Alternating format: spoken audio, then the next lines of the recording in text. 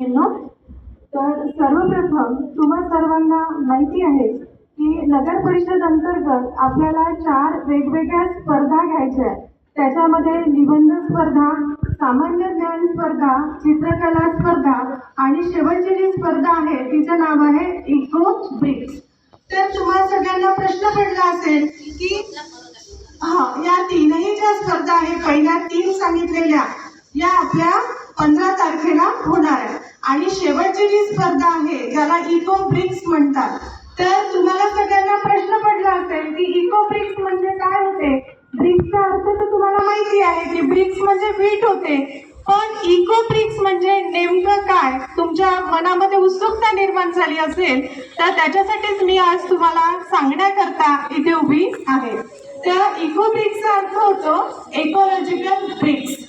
तर विद्यार्थ्यांनो, तुम्ही घराच्या बाहेर पडले तर तुम्हाला सर्वत्र काय दिसतो, नुसतं प्लास्टिकचा म्हणजे पूर्ण कचरा जो आहे. घराच्या बाहेर आपण निघतो तेव्हा मॅक्झिमम आपल्याला प्लास्टिकचा कचरा हा सर्वत्र बाहेर पडलेला दिसतो आणि त्याच्यासाठीच मग ही इको ब्रिक्स संकल्पना सगळ्यात पहिल्यांदा फिलिपाईन्स या देशामधून आलेली आहे.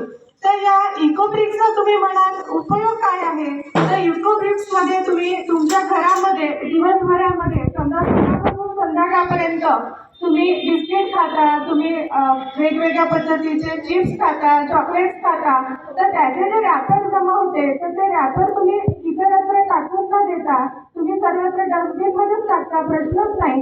पण सर्वत्र त्याचा काय होतं, कचरा होतो. परिसरामध्ये सुद्धा मग एक विशिष्ट पद्धतीच्या ठिकाणी ते टाकले जातात आणि सर्वत्र मग आपण घराच्या बाहेर पाहिलं तर आपल्याला प्लास्टिकचाच फक पडलेला दिसतो. तर या सगळ्यांवर मात करण्यासाठी इको ब्रिक्स ही संकल्पना आहे. तर इको ब्रिक्स नेमकं काय आहे, कशा पद्धतीने करायचं आहे, मी तुम्हाला छोटंसं प्रात्यक्षिक करून दाखवणार आहे. तर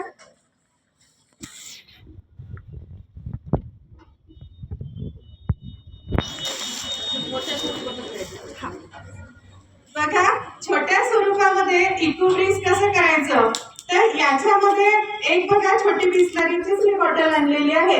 या छोट्या बिस्लरीच्या बॉटलमध्ये तुम्हाला तुमच्या घरामध्ये सकाळपासून तर संध्याकाळपर्यंत जो पण काही प्लास्टिकचा कॅरी बॅग्स किंवा रॅपर जमा झालेले आहे तर ते तुम्हाला काय करायचं, या बॉटलमध्ये भरायचं. भरताना काळजी अशी करायची आहे, घ्यायची आहे की आपली बॉटल ही स्वच्छ असेल आणि जे कॅरी बॅग्स पण आपण यूज करणार आहे तर ते स्वच्छ नीटनेटके व्यवस्थित पुसलेले असले पाहिजे. आता तुम्ही म्हणाल मॅडम कॅरी बॅगच तर याच्यामध्ये टाकायचे, मग कशाला स्वच्छ करायचे. तर स्वच्छ याच्यासाठी करायचे कारण की त्याच्यामध्ये जे खाद्यपदार्थ भरलेले असतात कॅरी बॅग मध्ये, आपण आलू चिप्स खातो आहे किंवा चिवडा खातो आहे तर ते काय होते, कालांतराने त्याच्या आतमध्ये छोटे मायक्रो ऑर्गॅनिझम डेव्हलप होण्याची शक्यता असते. म्हणून मग आपण जो पण काही कॅरी बॅग याच्यामध्ये टाकणार आहोत तर ते आपण स्वच्छ केलेले, छान स्वच्छ कपड्यांनी पुसलेले पाहिजे. तर एक विद्यार्थी माझ्या मदतीला या. बघा, सगळ्यांनी लक्ष द्या. बघा, एक सगळ्यांच्या लक्षात आलं की आपण काय घेतलेला, एक बॉटल घेतलेली, एक छोट्या स्वरूपामध्ये घेतलेली आहे.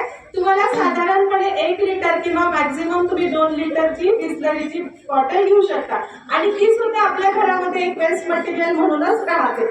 ठीक आहे.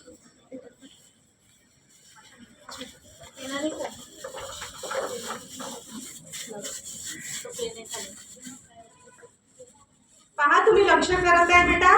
तर सगळ्यांच्या लक्षात येत आहे की एक जी बॉटल आहे तर त्या बॉटलमध्ये काय करत आहे ती विद्यार्थिनी, त्या बॉटलमध्ये कॅरी बॅग घालताना आपल्याला दिसत आहे की जे आपल्याला वेस्ट मटेरियल म्हणून आपण त्याचा वापर करतोय.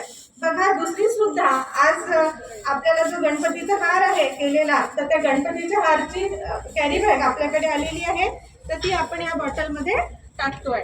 अशा पद्धतीने तुम्हाला जास्तीत जास्त जेवढं पण तुमच्याकडे वेस्ट मटेरियल प्लास्टिकच्या स्वरूपामध्ये असेल तुमच्या घरामध्ये तर ते त्याच्यामध्ये टाकायचं आणि असं करत असताना तुमची ती पूर्ण बॉटल काय होईल, छानपैकी अशा पद्धतीने पेनाने तुम्हाला छानपैकी फिट्ट त्याला कोंबायचं आहे. म्हणजे याचं वजन झालं पाहिजे.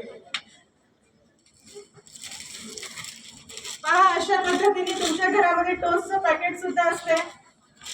पण काळजी काय करायची आहे, तुम्हाला त्याला स्वच्छ पुसून धुवून वगैरे घ्यायचं आहे जेणेकरून त्याच्यामध्ये पाण्याचा कोणता पण लवलेट असायला नको.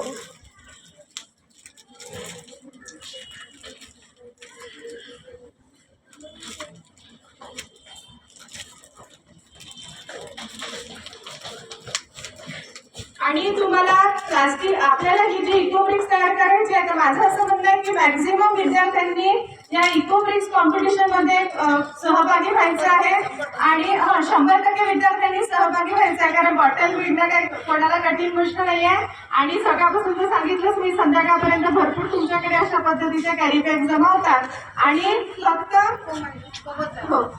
बघा व्यवस्थित टाकत राहा त्याच्यावर. तर सगळ्यात महत्त्वाची सूचना म्हणजे तुम्ही ही जी बॉटल करणार आहे याचं जेवढं जास्ती वजन असेल त्याचा पहिला क्रमांक येणार आहे. तर तुम्ही बॉटलमध्ये जेव्हा या कॅरी बॅग्स टाकत आहे तर कोणत्याच पद्धतीने तिथे जागा असायला नको, म्हणजे स्पेस नको तिथे, अशा पद्धतीने. आणि त्याच्यानंतरची महत्त्वाची गोष्ट म्हणजे प्रत्येकाने आपापली जी बॉटल आणणार आहे इको ब्रिक्सची, तर त्या इको ब्रिक्सवर स्वतःचं नाव छान पूर्ण व्यवस्थित सुवाच्य अक्षरामध्ये, त्याच्यानंतर तुमचा वर्ग, आपल्या शाळेचं नाव, अशा पद्धतीने तुमची ती बॉटल तयार झालेली असली पाहिजे. सगळ्यांना सूचना समजत आहे बेटा? आणि कठीण आहे का?